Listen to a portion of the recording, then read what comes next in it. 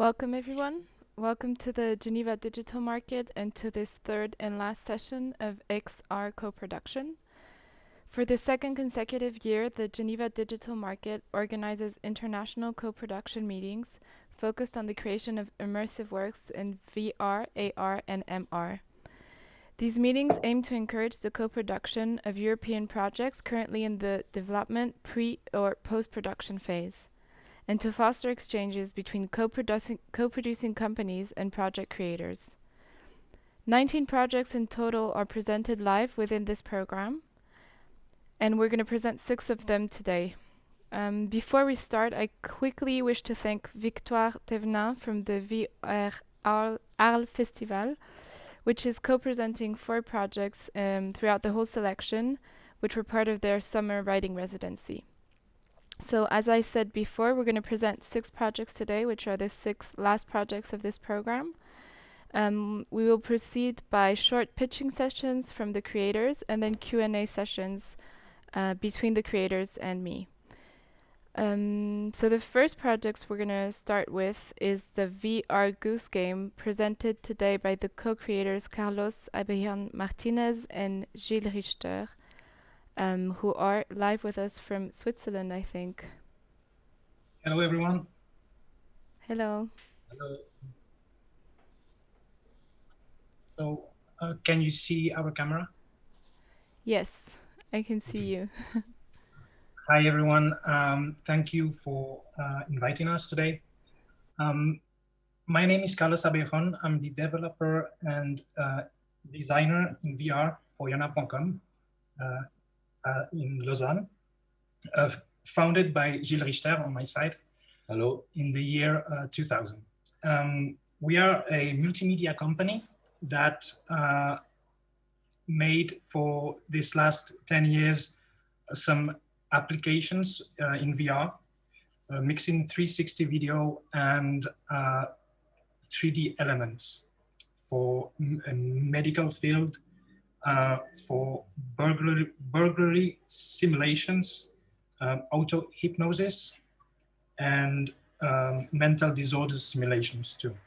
But this year we focused on 3D, a 3D game that we're gonna present. I'm gonna share my screen now.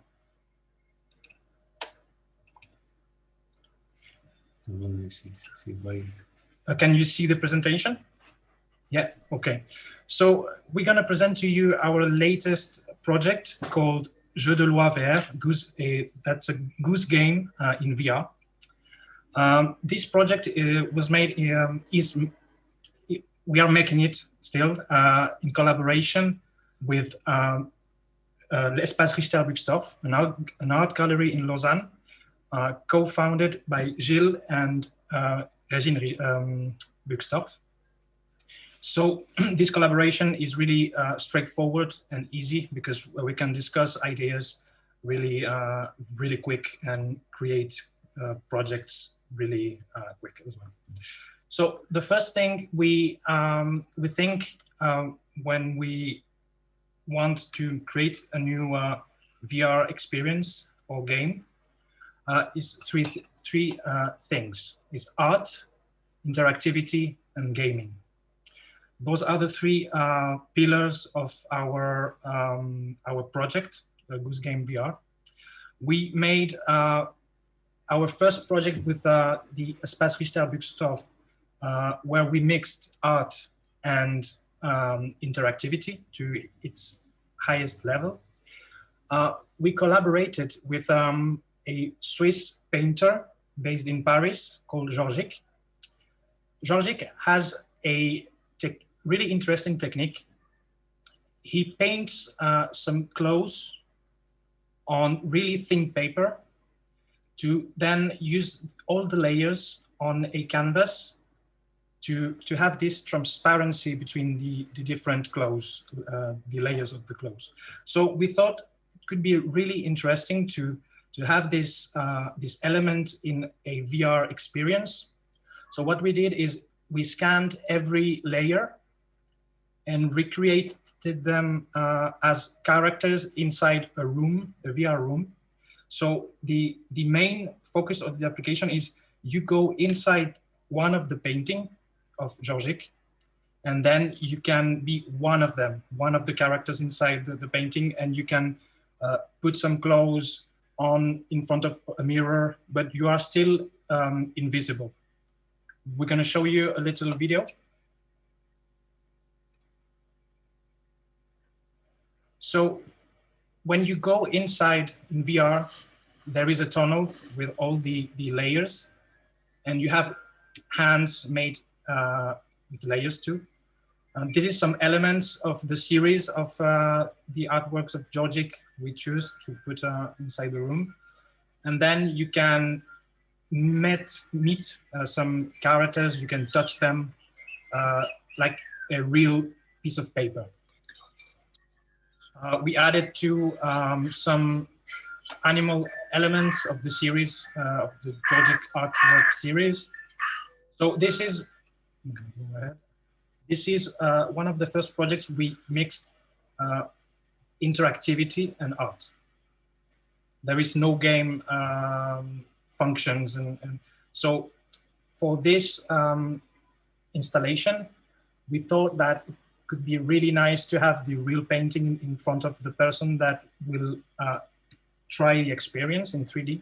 So when the person put the goggles, it has in front of him the 3D representation of the same painting. We added to a small theater with the layers too of the painting, with strings and moving with the air, and a vinyl player we used to move the different layers to get the people around that are not experiencing the experience in VR. They could have a preview of what we created inside the 3D. So this is our first project where we mix art and interactivity. And now we want to go a step further. And for the Jeu de Loi Goose Game VR, we want to add we want to replicate the gaming aspect of the real board game, because it's one of the oldest games, board games in history practically. And we wanted to have this experience in first person.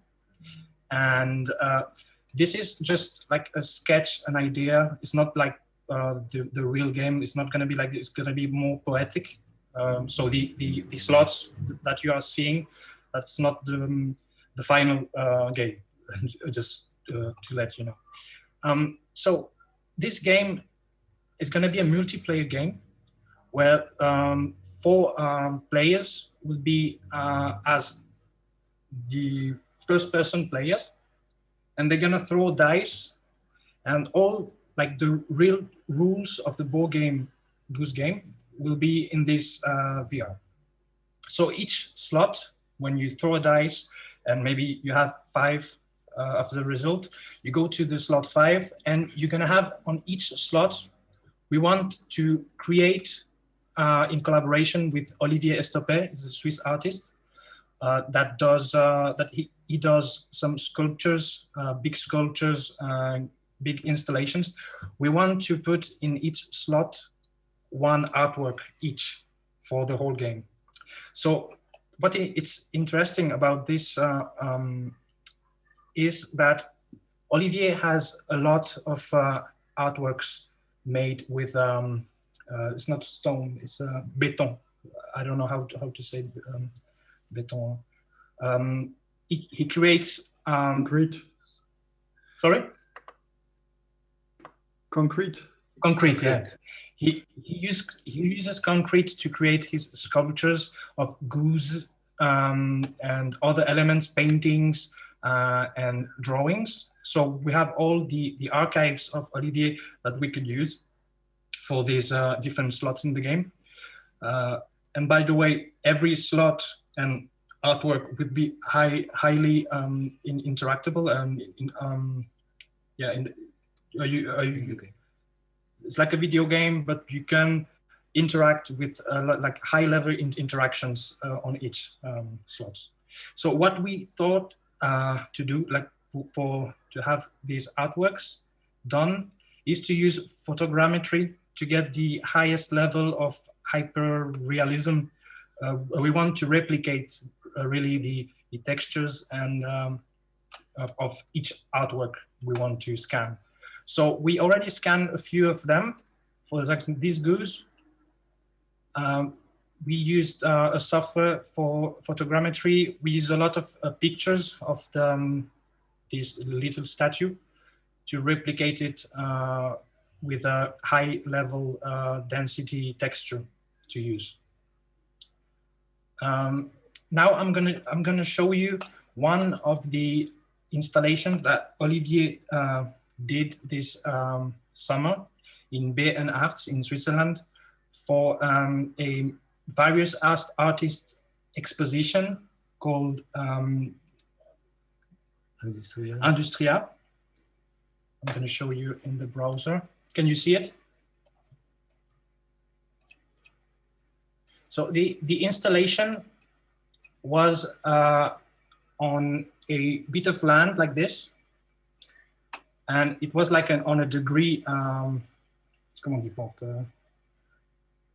It was weirdly stuck on the ground. So once we go inside, we get this dizzy effect for the people that go inside. And we wanted to replicate this and scan it completely in 3D. So what we did is to use the same technique that we used for the goose, and we scanned the artwork with all its details. So this is a version on the web, so it has a little bit less details than the real one that we're going to use. That's just for showing you this. And we also have a link for the goose. So this is the same goose we showed you earlier. So you really can see all the bits of texture of the artwork. So just going back. So this is this kind of game because we mix art, interactivity in its highest level, and gaming. We think this could be really nice as a market opportunity for galleries and museums, for rental or permanent installations. Maybe in the future, we could make an application for the Steam VR store or Oculus store. But we really want to share this project on conferences, and that's why we are looking for partners and investors to continue this work. And we are a team of 5 people internally right now, and 3 externals for the voiceover, the original soundtrack, and extra graphic design. I don't know, do you want to say something? No? It's all right. It's all right. So I just want to finish the presentation with this quote. We think that the medium doesn't matter as long as the content makes sense, is strong, and exploits the possibilities offered by the technique, VR. What motivates us with VR ultimately is the power of immersion. So together with a strong message, VR is a highly sensitive tool. So that's why we want to create like highly interactable and mixing it with art, because we think we don't see enough artistic work like in collaboration with artists, real artists alive, and we want to create this kind of experience. So thank you. There is a link you can check out. It's jeuxdeloisvert.art if you want to know more, a little bit more about our game. Thank you. Thank you, Carlos and Gilles. The first question I wanted to ask you was, How did you start working with Olivier Stoppet? Was the idea originally yours, and then did you then approach him, or was it a mixed idea you had to collaborate together from the start? And has he, as an artist, is it his first time working with VR? Gilles knows Olivier since lot of years, I mean, for a lot of years. I don't know if you want to. Alors, je ne sais pas si je peux parler On peut français. parler en français pour répondre, peut-être. Oui, oui, la plupart des gens qui vous écoutent parlent anglais, mais vous pouvez... Je peux traduire si vous voulez aussi. Alors, c'est vrai que je connais Olivier Stoppet depuis de longues années. Et l'idée était de faire le jeu de loi, en fait. Nous est venu de faire le jeu de loi en VR. Et comme Olivier Stoppet a fait une série d'expositions et toute une grande série de doigts, en fait, c'est m'est venu pratiquement directement l'idée de collaborer avec lui. Et on lui a posé la question et évidemment, il a accepté de collaborer et de faire avec. Pour lui, c'est une nouvelle manière, une nouvelle dimension de son art et il est très intéressé de jouer avec ça, en fait. Voilà. And how do you conceptually like proceed to move from a classical physical board game into a VR? Like how do you think this changes the game? Are you adding rules? Are there new rules? Are you changing the rules? Adding the number of players? We want to replicate the real rules and the workflow of the board game, but as it is an VR game, so everyone's gonna see the thing he's gonna see, or the experience. So we thought we could add on maybe on the wrist maybe a monitor for each player, or even a map that is supposed to represent the real board game. But in first person, you won't see the games, because each time you throw a dice, you're going to be transported to a new scene. So I think it's going to be good to have a map on your wrist to have a representation with opacity and to see every player, where is every player, to know if you are winning or not, but at the same time maybe have a monitor to see the image of the other artworks you are not gonna experience because the other ones are experiencing it each slot. And so you said that you were now looking for partners and investors, and could you maybe just give us a little insight into the calendar and the next steps that you're working on in the next weeks or months? Alors, effectivement, bon, déjà, il y aura tout un travail d'acquisition des œuvres pour les transformer en 3D. Et donc, ça, c'était prévu normalement ces jours-ci jusqu'au mois de décembre environ. Et ensuite, au mois de janvier, dans le courant de l'année, de développer le jeu, l'enrichir et de pouvoir proposer dans certains festivals déjà au mois de juin ou mai-juin.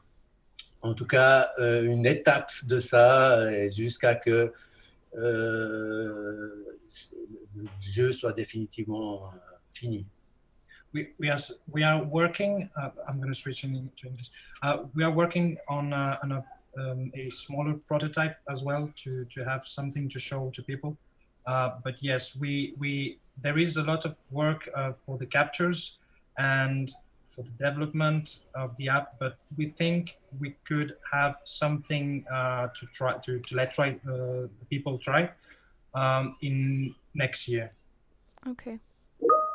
Thank you very much. Merci beaucoup, Gilles and Carlos, for being with us today and for presenting your project VR Goose Game. Thank you. Merci à vous. Au revoir. Au revoir. I'm now going to present and introduce the next project, Lost Path, which will be here presented by one of the co-creators, Camille Jean-Jean from France, I think, is joining us live.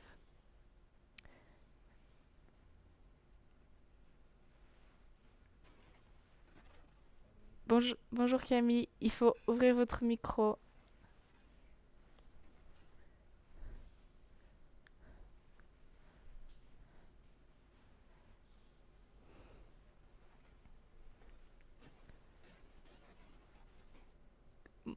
Moi, je l'entends pas.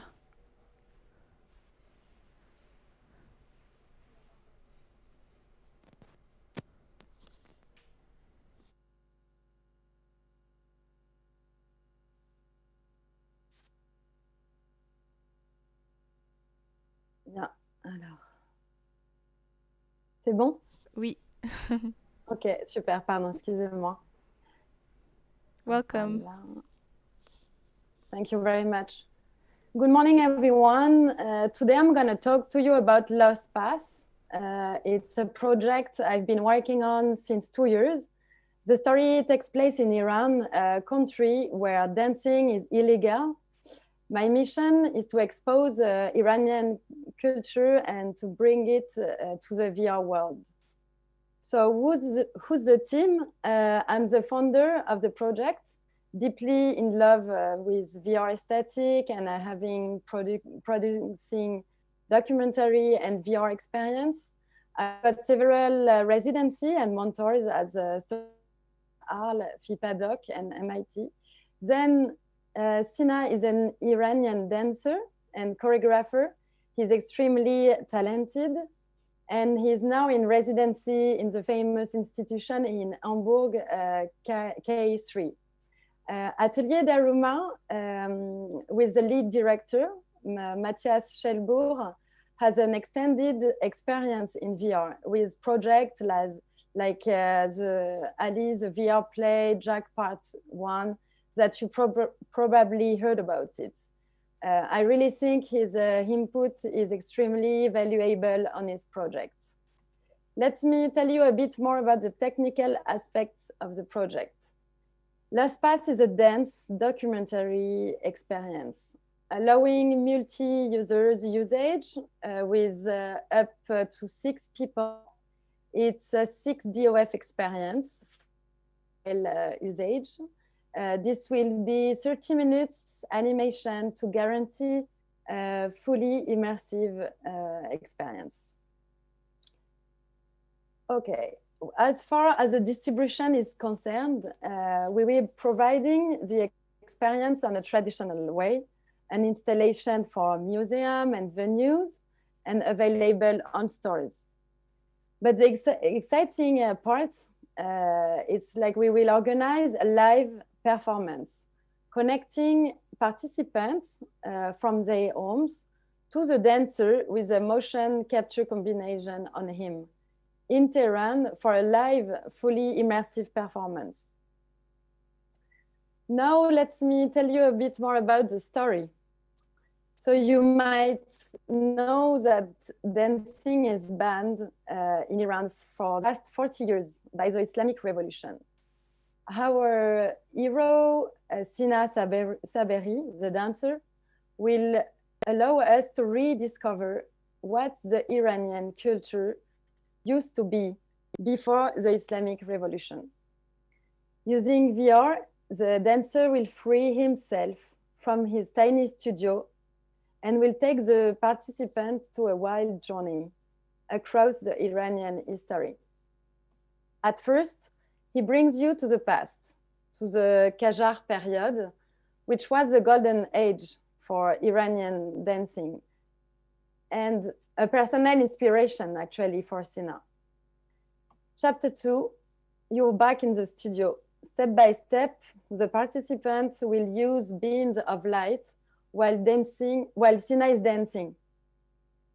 Sina's movement will allow you to expose his choreography, inspired by Iranian dancing culture.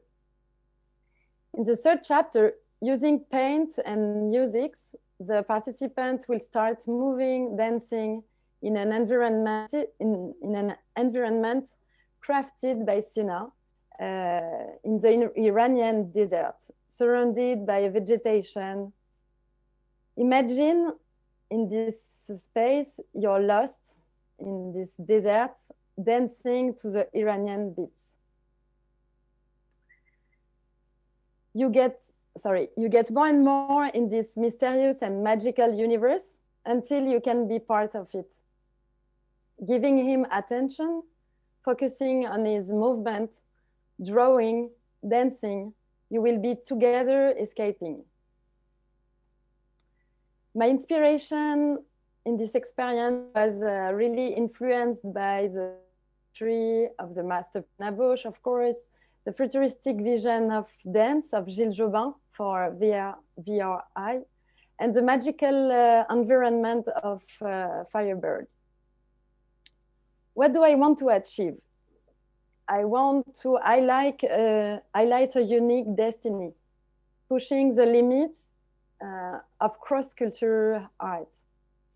I bring you to a forbidden place, his studio in Tehran, and I try through you to highlight him and to register a kind of a digital archive of his movements.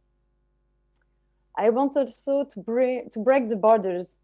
I propose with Lost Past to break the borders. You're not outside the performance, you're part of it. You will not just observe, but you will interact with him and you will feel your own presence.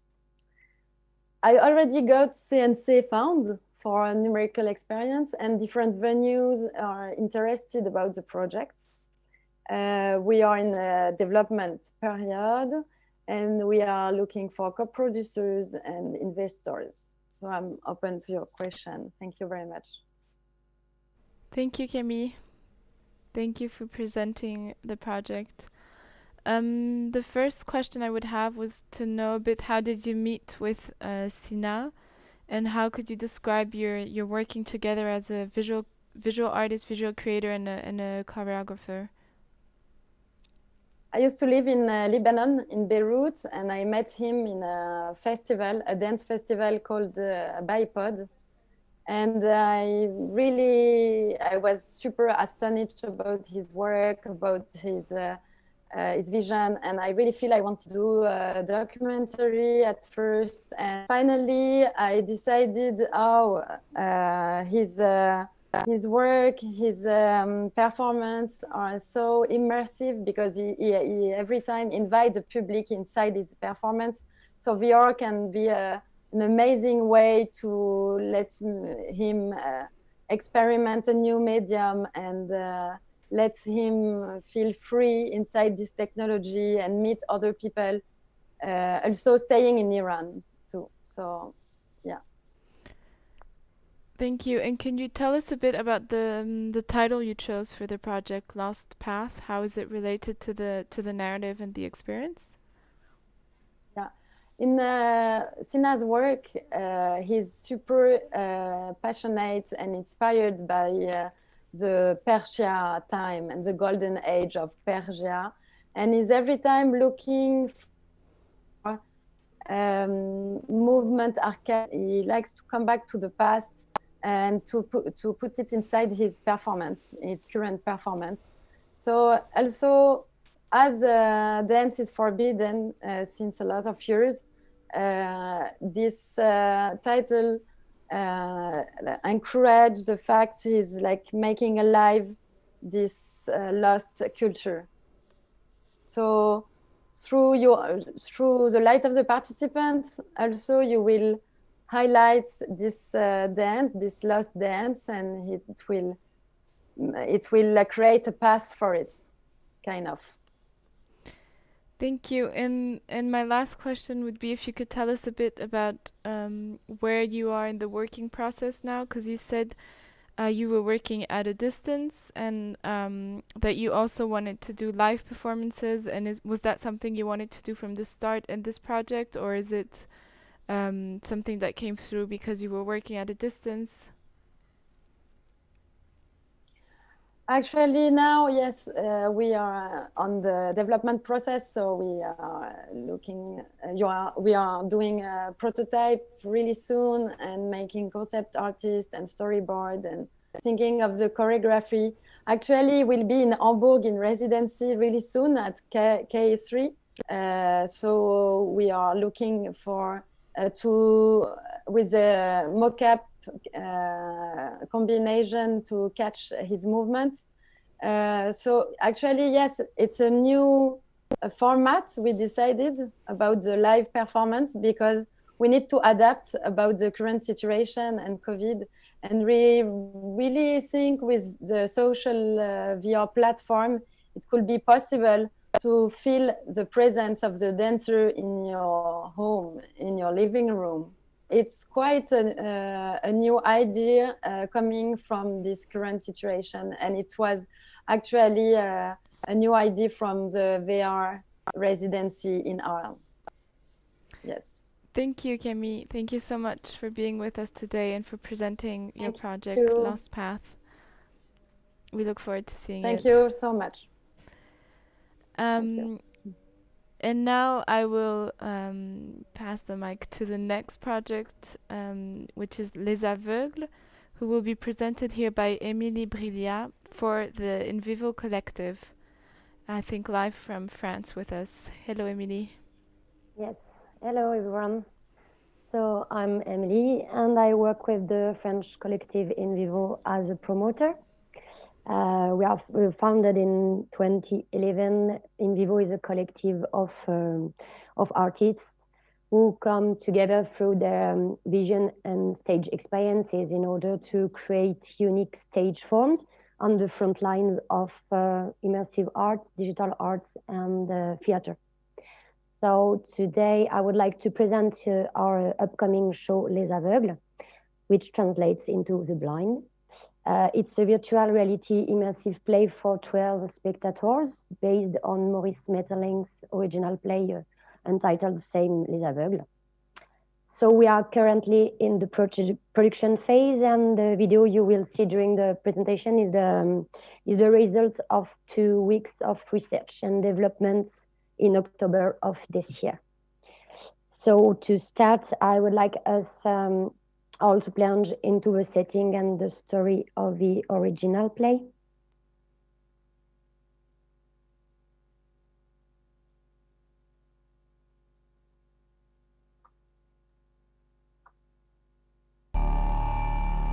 Une très ancienne forêt septentrionale, d'aspect éternel sous un ciel profondément étoilé.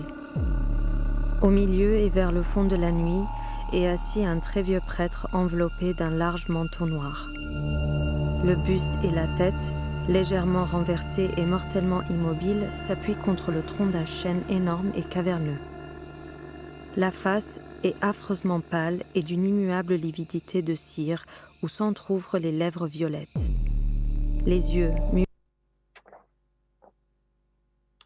et fixes, ne regardent plus du côté visible de l'éternité et semblent ensanglantés sous un grand nombre de douleurs immémoriales et de larmes.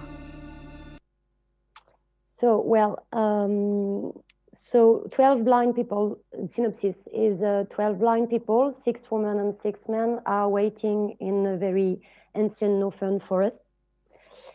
And, sorry, did you already see my screen? Yeah.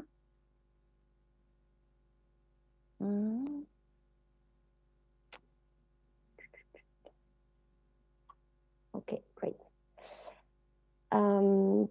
So wait, 12 blind people, 6 women and 6 men are waiting in a very ancient northern forest, eternal of aspects beneath a sky profoundly starred for the return of their guide, a priest. While they wait, they attempt to work out where they are in both time and space. Through the words they utter, they feel the silence and learn more about each other, noticing that they have been complete strangers for quite some time. The crisis breaks out when the group discovers the priest's corpse lying among them from the very beginning. So this is the setting Maeterlinck draws for us in his 19th century play. For our production, we are transposing this context to our present time. The blind, as the characters, represent the whole humanity, hesitant, ignorant of its condition, waiting for some sort of guidance, whether it be religion, superstition, philosophy, or science. So what both guides us as humans and loses us at the same time. The audience capacity for the show is only for 12 spectators. all equipped with their headsets and headphones. They will be seated in a 12-sided box designed to resemble an artificial or abstract forest. You can see it on the screen. So the forest in itself is one of the main characters of the play. Therefore, its representation will play an integral part in the graphic world as well as in the set design.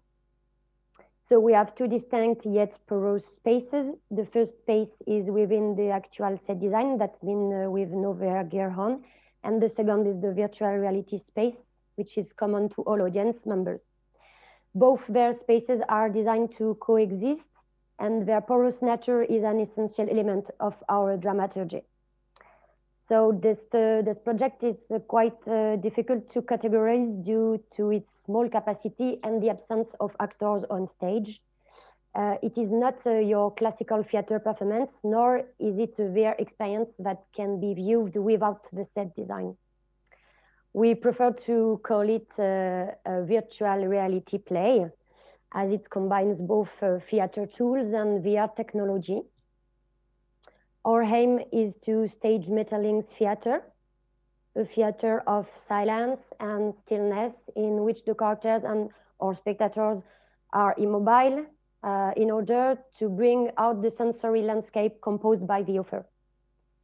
And so the challenge ahead of us is to provide a unique experience for the audience, an experience that is both individual and collective.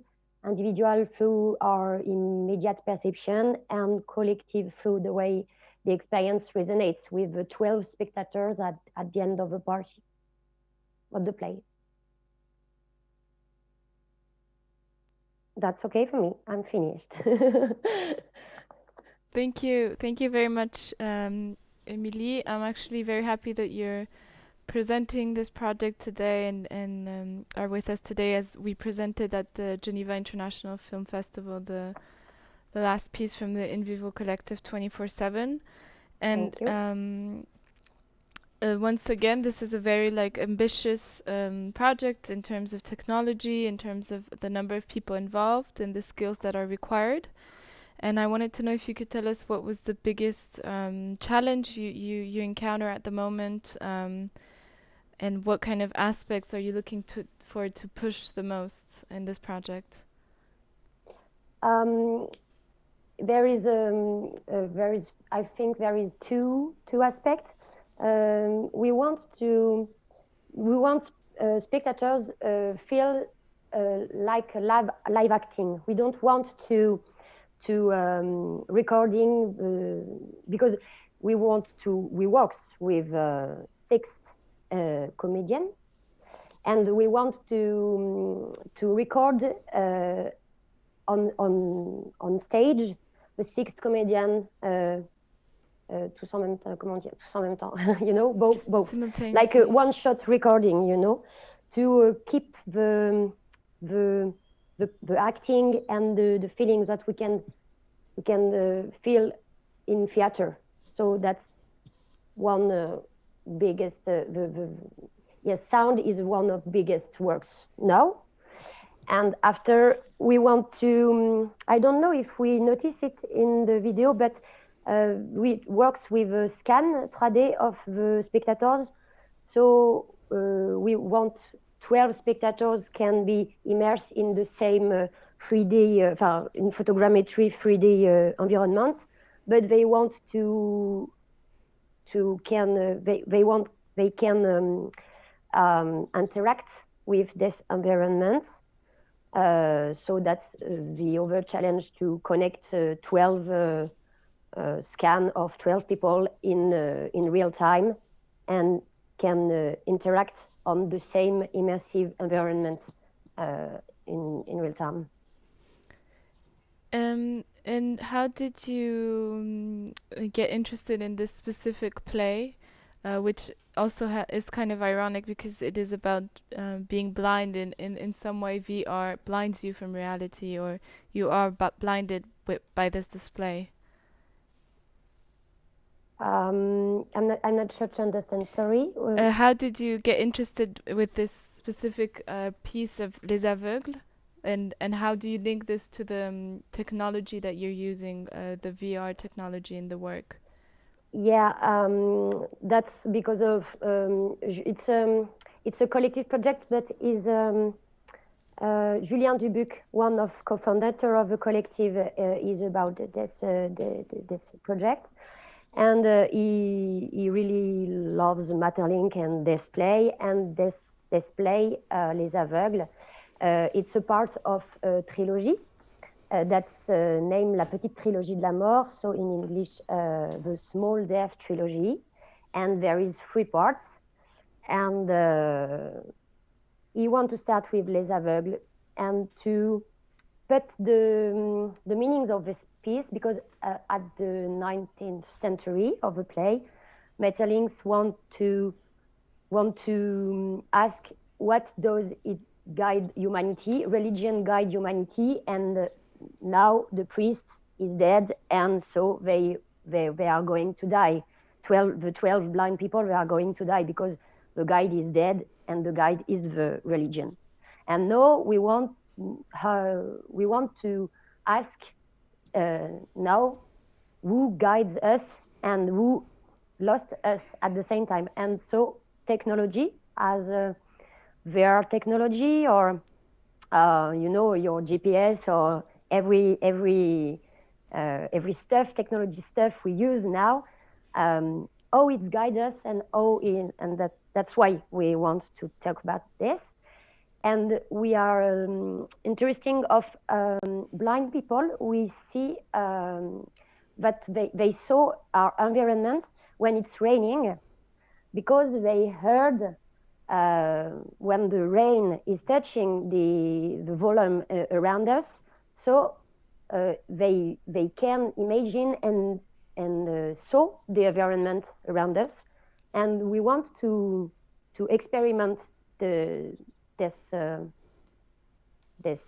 feeling, Yes, thank you. And maybe the last question, could you tell us what are you looking for at the moment? Are you looking for partners, investors, or places where you could show this theater piece?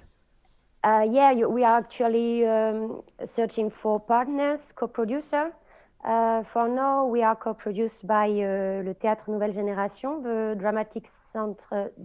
National Dramatic Center of Lyon, and the International Biennale of Digital Arts Nemo in Paris. So we are 2 co-producers for now, and we are supported by Auvergne-Rhône-Alpes Région, our region. I don't know région in English, but and we are searching for others. So we are currently in discussion with other partners, but we found it, and we will create the installation, the play for November 21, because we will play in le festival Micromonde, organized by the TNG in Lyon. And in December, we will present Les Aveugles in Nemo in Paris. Thank you. Thank you so much, Emilie, for being with us today and presenting the project. I'm now going to pass the mic to the next creator, which is Jonna Michi, who's going to present her project Dream NA, and she is joining us live from Bucharest, I think. Yes, indeed. Thank you so much. Hi, Jonna. Thank you. Hello. So I guess I will share the screen just in 1 second. Okay, and here we go. All right, so my name is Jonna Michi, and I'm very happy to introduce you today to our most recent VR project, which is called Dream NA. And actually the title is the shortcut from the DNA of dreams. So I am Jonna. I am a Romanian-born transmedia artist and futurist. And the whole idea of this project started from a very simple premise. Every single human being has more than 1,400 dreams per year. In other words, each of us dreams at least 5 times every single night. However, there are exceptions to this rule. For example, there are patients that suffer of brain tumors, and because of that, their dream functions are forever affected and they cannot dream anymore. In fact, one of these patients was also my father. And when he started to be sick, I actually became intrigued by how could I possibly bring inspirational dreams closer to him. So starting from this journey, we are now building DreamNA, which is basically this highly artistic archive of dreams brought into VR. What we aim to do is to collect dream narratives from healthy human beings and to bring them into gamified exploratory experiences. So our goal is to create an interactive piece, a highly modular piece where every single dream would be an experience of its own. And in the future, we want to serialize it gradually. So in terms of the user design journey, there are pretty much 3 stages. At the beginning, every single user will have to answer a questionnaire. And depending on the answers, he or she will be matched with a customized dream from our database. And then towards the end, every single user will have to contribute with his or her own dream narrative so that in the future we can expand the experience with as many dreams as possible. So when talking about dreams, it's a highly unexplored dimension in a way. Dreams can borrow multiple forms. And right now we have among us recurring dreams, lucid dreams, prophetic dreams, healing dreams. Our goal is to actually curate a selection of each and to bring at least 5 dreams into VR. In terms of visuals, we want to give every single dream experience a highly surreal touch, but in the very same time to make it highly believable. So a very simple dream narrative could be something as simple as what I used to dream when I was a child. I dreamed about flying 1 meter above the ground and kind of seeing the surroundings with this form of peace of mind. So we want to recreate this kind of feelings into VR. However, dreams can also become highly complex and highly diversified narrative-wise.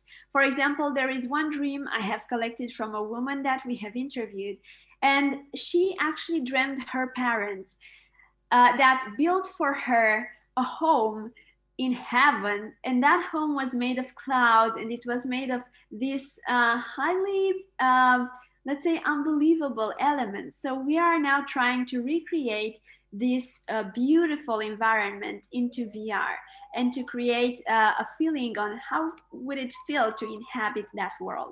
And of course, other dreams can borrow different aesthetics and different genres. We want to design every single dream in a different paradigm in a way. So in terms of budget, we have a highly modular budget. We are planning to calculate an amount for every single dream. And right now we are looking for 100,000 euros to finance in between 5 and 10 dream narratives in VR. We already secured the first national grant actually this week. So we are hoping to reach out to partners in 2021 and to bring it to life. In terms of distribution, let's say the unique point of this project is that we don't want to reach out only to the VR headsets out there, but also we would love to bring this experience into hospitals and to kind of use it as a therapeutical experience, because we feel patients could feel inspired by inhabiting these dreams. So in terms of calendar, our goal is to have the first 5 dream worlds in 2021 and then to gradually expand on them, hopefully every single year. In terms of team portfolio, we are now collaborating with 2 studios, a highly experienced studio in Romania and a VR startup. We already had several festival selections and awards for our previous projects, and we are strongly hoping that this project will have a beautiful journey as well. So I would highly invite you to share your dream narratives with us. We are in the fully powered research stage, and we are now collecting as many contributions as possible. And also feel free to reach out to me for any questions or proposals. I would be delighted to follow up. So I guess this would be our DNA for the moment. Thank you. Thank you so much, Jonna, for this presentation. I was curious to know first how you were gathering this database of experiences, and I guess you kind of mentioned it. It was it's an international database, basically. Yes, well, so far we started as a very, very small team. And actually this project was initiated 2 years ago when we were in a hackathon at South by Southwest. And that was the first point when we started to collect dream narratives, but in a very independent manner. And then we continued doing this through online questionnaires. However, our goal would be to also partner up with dream research institutes because they have a huge database and much more in-depth and much more scientific than what we could raise on our own. So this would be, let's say, the strategy for the next weeks and months to come. Still, we have an open call for entries and people can submit their dreams if they feel comfortable doing this. And how do you plan to work, because a dream is in someone's head, and how do you plan to transfer that aesthetically and visually? Do you plan to have like a unified aesthetic, or are you adapting to everyone's dream? It's a very tricky process indeed. So our goal is to define every single dream in a different genre, in a different visual approach. And we are trying to capture how the people will describe the dreams to us. However, it's very difficult because we tend to forget 95% of our dreams. So it's very hard even to remember what we dream of. So I guess we will play with these dreams also with some experimental layers. For example, usually dreams have some gaps in them. So there are deliberate blanks in the way we dream, and we want to play with gaps in VR. Usually VR experiences are highly immersive, highly overwhelming visually. And in our case, we want to leave some spaces for the imagination of the user. So I guess we will experiment with these aesthetics quite a lot. But in the very same time, we are open to have a diverse range of aesthetics from dream to dream, so that when you watch it, it would feel like almost like a museum of dreams, and each belongs to a different category of visuals and audio.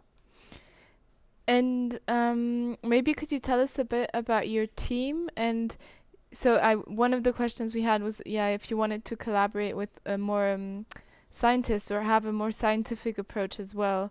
But if I understood correctly, this is something you will do in the future maybe, and also in the diffusion, it will be diffused both in artistic context and scientific context.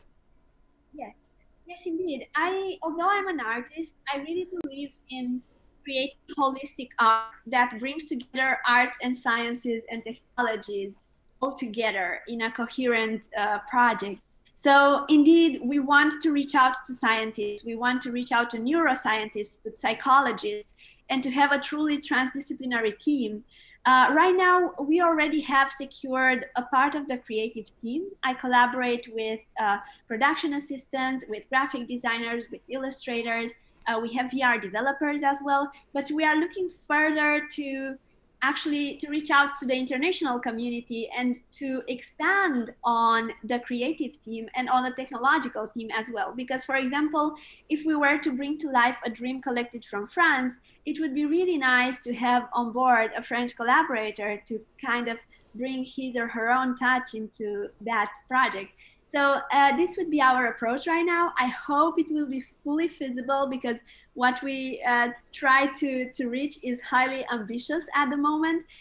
So we do have backup plans. Like worst case scenario, we do have the infrastructure to build a full experience in-house. But we would love to open it up as much as possible. So crossing fingers for that. Thank you. Thank you so much, Jonna, for presenting the project Dream NA with us and being here today. And all the best. We appreciate this, and it's the first time when we share the current stage of the project. So we are very grateful. Thank you. Thank you. And I'm now going to pass the mic to the next creator, which is Lauren Moffa, who's presenting her project of hybrids and strings. And I think she will be live with us from Germany. Hello, can you hear me? Yes, hi. Hi. So I'm just going to share my screen.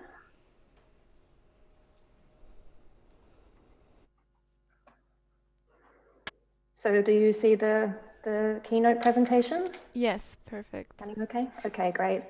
So thanks very much for having me. My name's Lauren Moffatt. I'm an artist from Australia who's currently based between Valencia in Spain, where I am right now, and Berlin in Germany.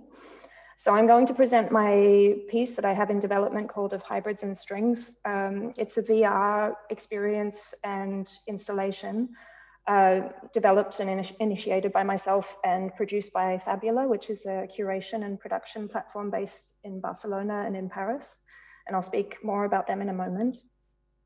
So with this work, like my kind of initial question was whether it's possible and how I might be able to use VR to rewire people's imaginations, and to do that by kind of inviting them into a new experience of their own body. And so what I sort of came up with was not quite just a narrative, not quite just a sort of performative work that the audience kind of performs, the person wearing the headset, or kind of an interactive relaxation app. It's something that kind of is a fusion of those three things. So in this piece, you enter a kind of moonlit forest situation with a really dense, sort of really beautiful soundtrack. You're sort of surrounded by these strange flowers and different organisms that don't seem like they belong in the same ecosystem.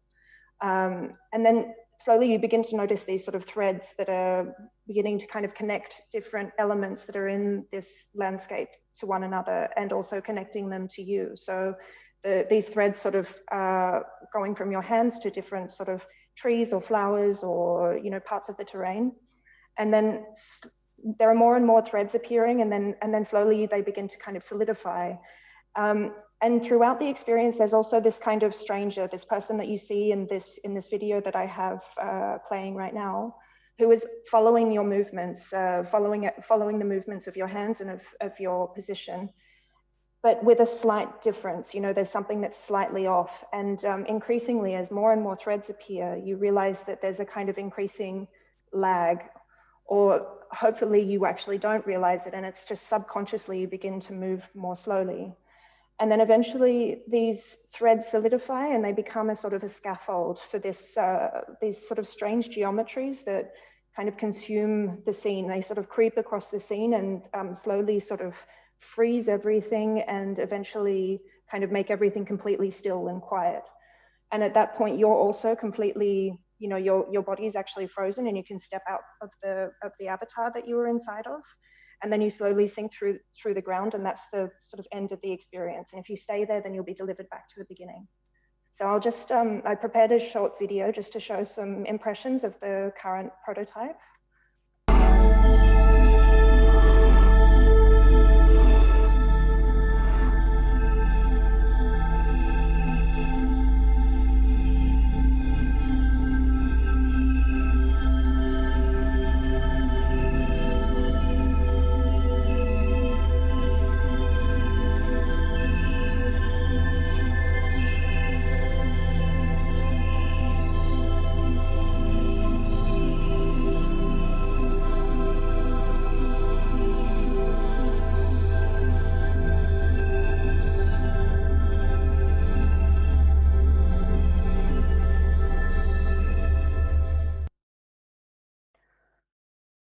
So just to give a kind of a little bit of an insight into the techniques that I use to develop the environment, and also perhaps an idea of some of the elements that might be included in the installation.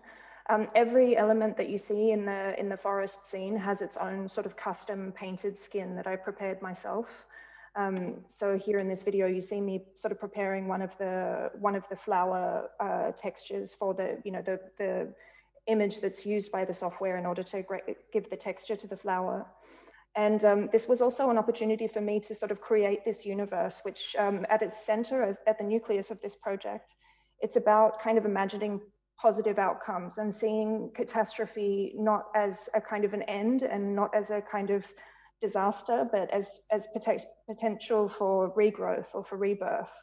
And so I sort of created this sort of alter ego type of character called Suzanne Clare, who is a science fiction writer who has been writing since the 1970s until now.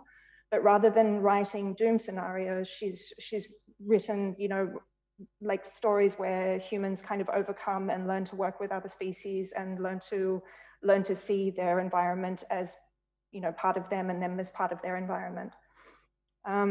So just to speak a little bit about the team, this is Antoine Bertin, who is responsible for the really beautiful soundtrack that you heard in the video.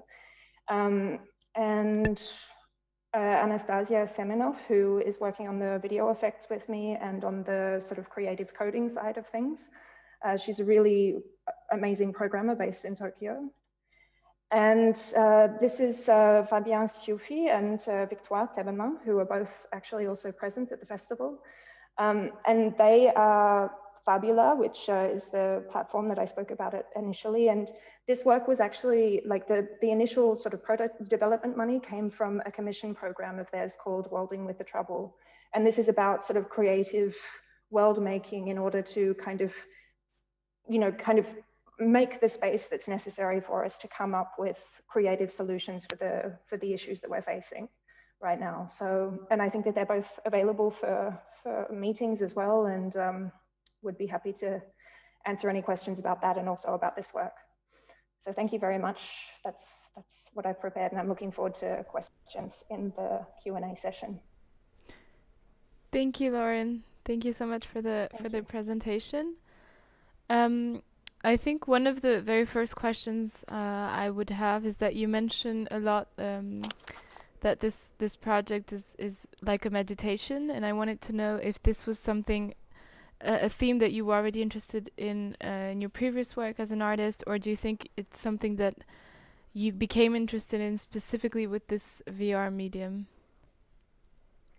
A few years ago at a hackathon with a group of other really wonderful people, we created a type of meditation app which had some similarities with this one. So there was this element of, you know, kind of forced timeline a little bit, so so that the audience is actually really compelled to move more slowly and to also move in a certain way. So to kind of stretch out and to kind of move the arms really slowly around, and it's just it's really interesting how it's impossible to be anxious when you're doing this performance, you know. And so I've wanted since then, that was in 2017, I think, I've wanted since then to introduce that device into a work, and this is the first time since that initial piece that I've been able to bring this into the narrative. But I'm very excited about it, about being able to follow this research. Yeah. And I also feel that the other alternative reality you want to create in this work also aims to create a very close intimacy with the person that is experiencing it. And how do you think there are some things in VR that you're using specifically to recreate this sort of intimacy, or that could be used in different ways to recreate intimacy in this technology specifically? Yeah, well, I suppose in its definition, it's a very intimate format. You know, it's kind of, I find this is one of the things that I find really compelling as a creator about VR, is that you sort of have this really direct connection with the viewer, and they're actually trusting you with their entire perception. You know, well, you know, almost their entire perception, and so I feel that. I suppose the kind of feeling of being alone in a forest, this is something that I felt, well, that I find it a relaxing scene to be in. Like, it's somewhere, if I try and imagine somewhere that relaxes me or somewhere that makes me feel kind of at home, it would be kind of a forest and possibly at night, because that's when things really come alive. Yeah, so I hope that answers the question. I think I kind of just wanted to kind of place them a little bit inside this world as I feel it, you know.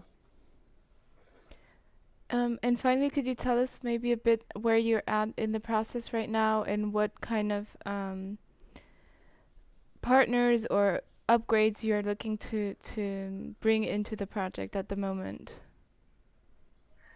Thank you. It's at the moment we're looking for kind of distribution partners, but also for partners to follow the production further to kind of help the work reach its potential.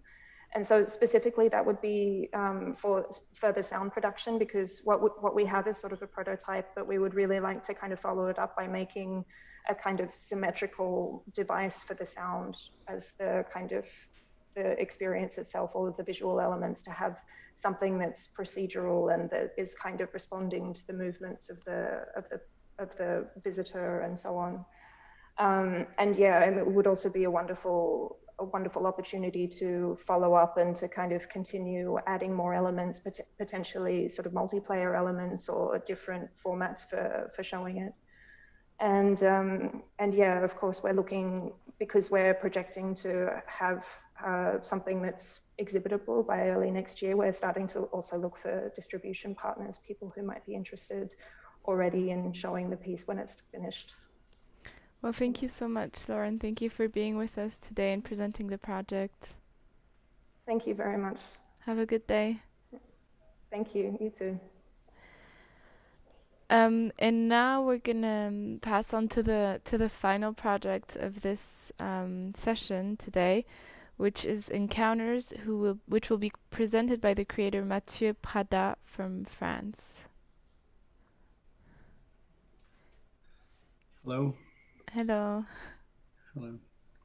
Well, thanks very much for this session. I will share my screen.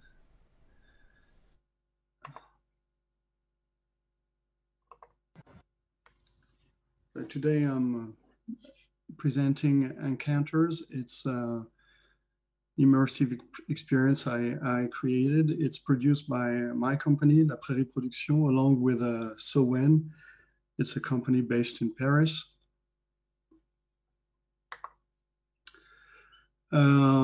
Just a few words about La Prairie Production. We've been producing documentaries, fiction, short fictions for cinema, and also immersive works such as The Roaming that is currently in production, and Proxima that was selected here at the GIF in Geneva. So it was a very, very good memory.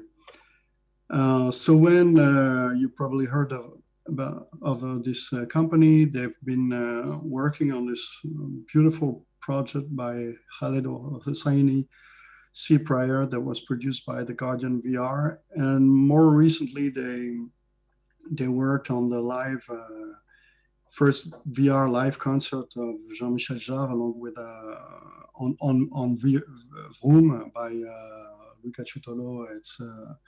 It was directed by Pierre. So today Encounters, Rencontres, it's a 4-part immersive work.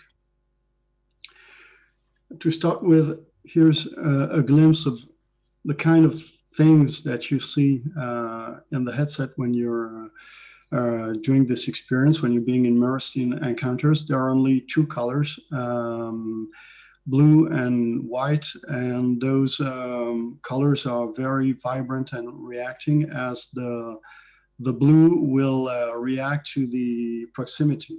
When you're far apart from characters, you will see only a silhouette. And when you're getting really close, you will see emotion, a distinct look in the eye. So it's very vibrant and relevant when a character gets towards you, or you get towards a character. And the white particles that are inside the characters, they're moving along with the quantity of movements. If you move a lot, then the characters next to you will exist more. There will be more vibrations in white. And if you stay put, it will quiet down and become all blue. Just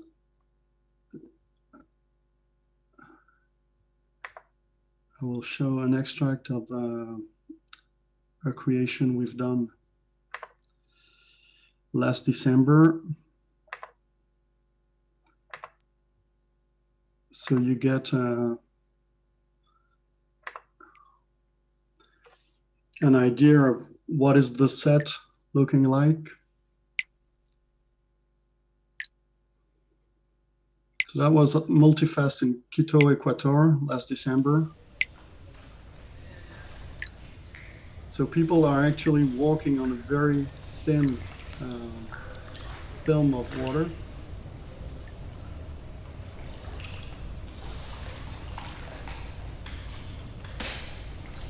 And standing between air and the ocean. Okay.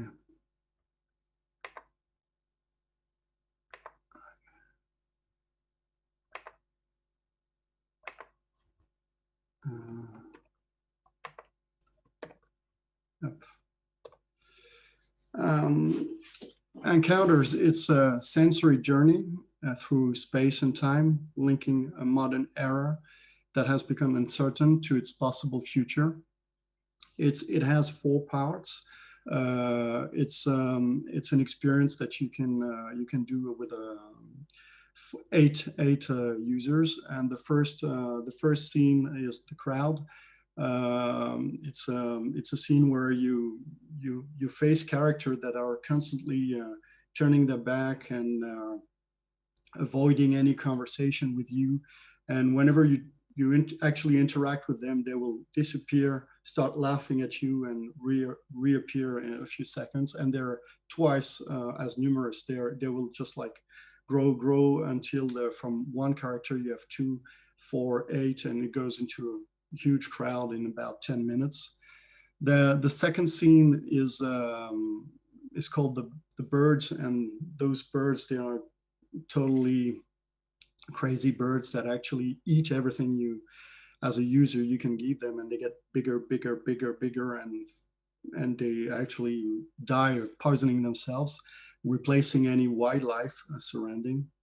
In the third scene, Colossus, the scale of the users change. You become gigantic at 35,000 feet high, 12 kilometers, and boats, carrier ships, and planes become just like insects and multiply everywhere.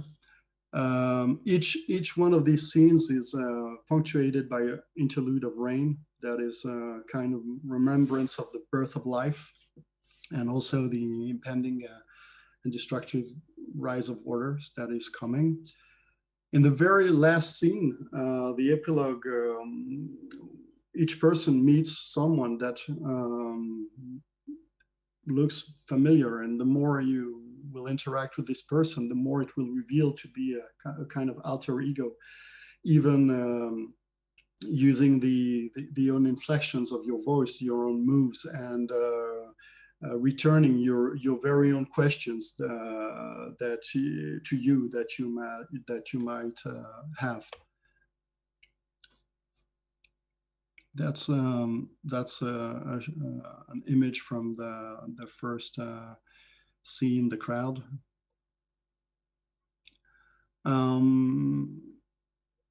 So this experience brings every universe up to a saturation, to a point where life is impossible, and then the visitor will find a possible issue at the time where he or she least expects it. And to create this kind of virtual conversation at the end with this other person like me, it's L'autre comme moi. I'm inspired by this title and this book I love by José Saramago, the other one like me, L'autre comme moi en français. It's an author from Lisbon, Portugal. We actually at the very beginning of the experience with utilizing intelligence artificial, we are creating a huge virtual drop of water that is slowly coming from above, and this virtual drop of water is going down like this, and I imagine that people will more or less gather around it, and it starts questioning each user, and it will actually question them to the meaning of things, and challenge the users with questions, and we will record these answers and use them as questions at the end of the experience to return them as questions to the people themselves.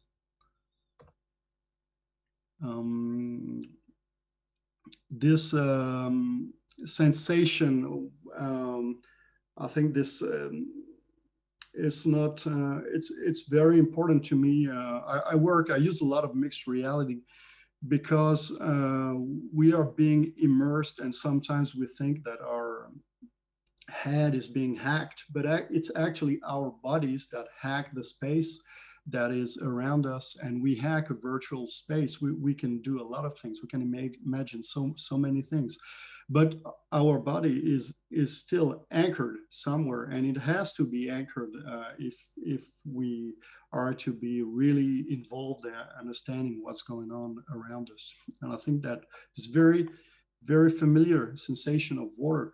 It really triggers the imaginations. We had amazing results with this during our first prototype, especially when we slightly changed temperature. And especially in the Colossus, in the third scene, when people change their scale and suddenly see this kind of the ocean from very high, it's still very important to have this feeling that you're anchored somewhere. Okay, that's another image from the crowd when people start laughing at each user and multiplying. This just a few other words about blue and white. I think this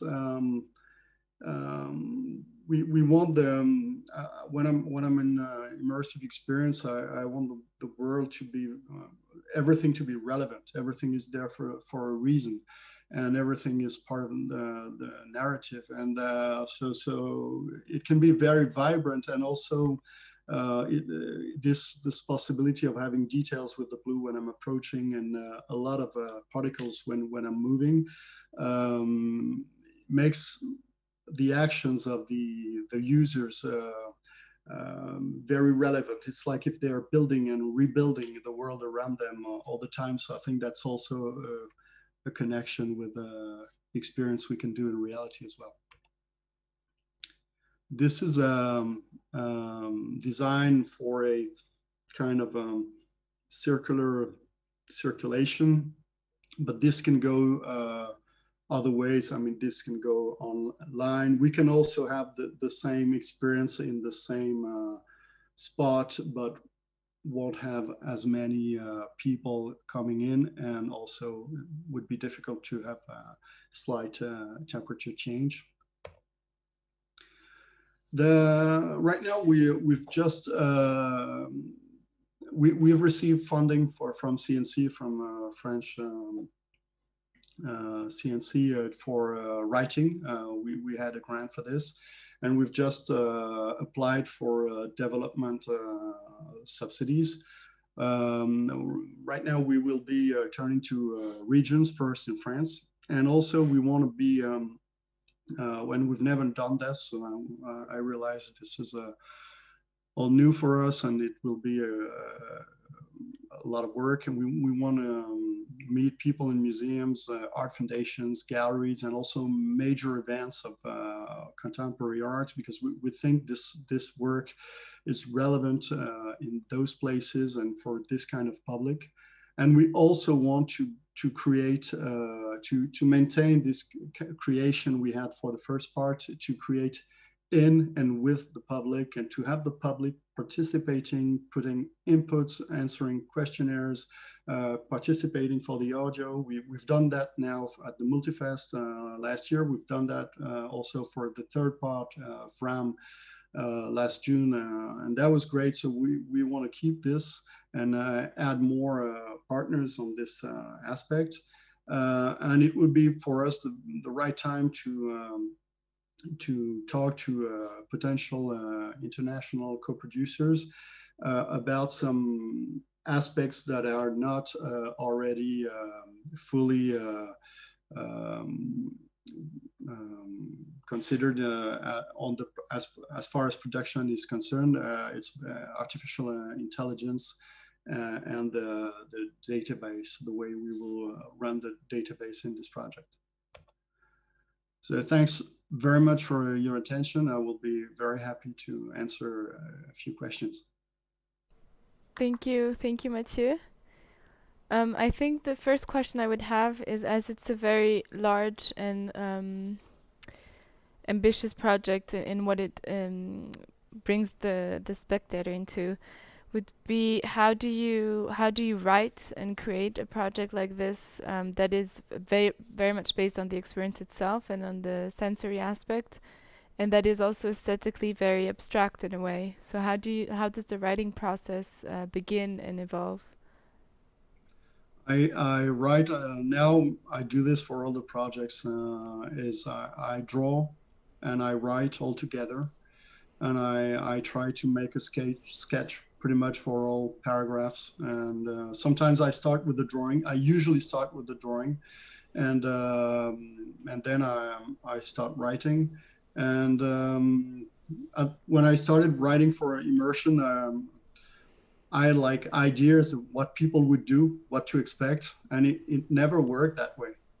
It never worked that way. People just, you think they're gonna go the left, they're going to the right.